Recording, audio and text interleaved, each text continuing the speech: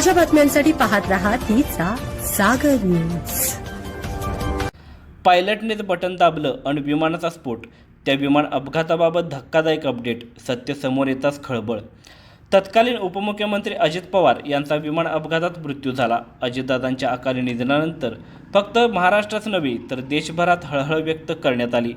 या विमान अपघातानंतर विमान उड्डाणाचे नियम आणि विमान प्रवासादरम्यानची सुरक्षा हे मुद्दे पुन्हा नव्याने चर्चेला आले। आता हा अपघात नेमका कसा झाला, त्यामागची नेमकी कारणे काय याबाबत तपास सुरू झाला आहे।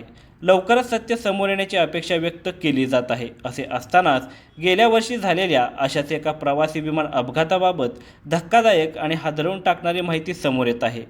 या विमान अपघातात पायलटने विमानाचे फ्युएल कंट्रोल मुद्दामहून बंद केले होते असा दावा केला जात आहे।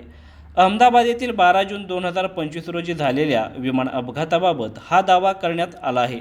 विमानाने प्रवासासाठी हवेत झेप घेतल्यानंतर पुढच्या अवघ्या काही सेकंदात हे विमान कोसळले होते। एअर इंडिया कंपनीच्या या विमानाचे नाव बोईंग 878 ड्रीमलाइनर असे होते। या विमानातील फक्त एक प्रवासी बचावला होता। याच विमान अपघाताबाबत आता मोठा दावा केला जात आहे। इटलीच्या डेली कोरिअरे डेला सेरा या वर्तमानपत्रात हा विमान अपघात का झाला याचं कारण सांगण्यात आलं आहे। या रिपोर्टमध्ये बोईंग विमान कंपनीला क्लीन चिट देण्याचा प्रयत्न करण्यात आला आहे। तसेच वैमानिकानेच मुद्दामहून विमानाचे फ्युएल कंट्रोल स्विच बंद केले होते असा खळबळजनक दावा यात करण्यात आला आहे। अहमदाबाद येथे 12 जून रोजी झालेल्या या अपघातात एकूण 241 प्रवासी होते। या प्रवाशांमध्ये फक्त एकाचा जीव वाचला होता। उर्वरित प्रवासी तसेच क्रू मेंबर मिळून एकूण 260 जणांचा या विमान अपघातात मृत्यू झाला होता। सुरुवातीला इंजिनला पोहोचणाऱ्या इंधनाचा पुरवठा थांबल्यामुळे हा अपघात झाला असावा असा अंदाज व्यक्त करण्यात आला होता।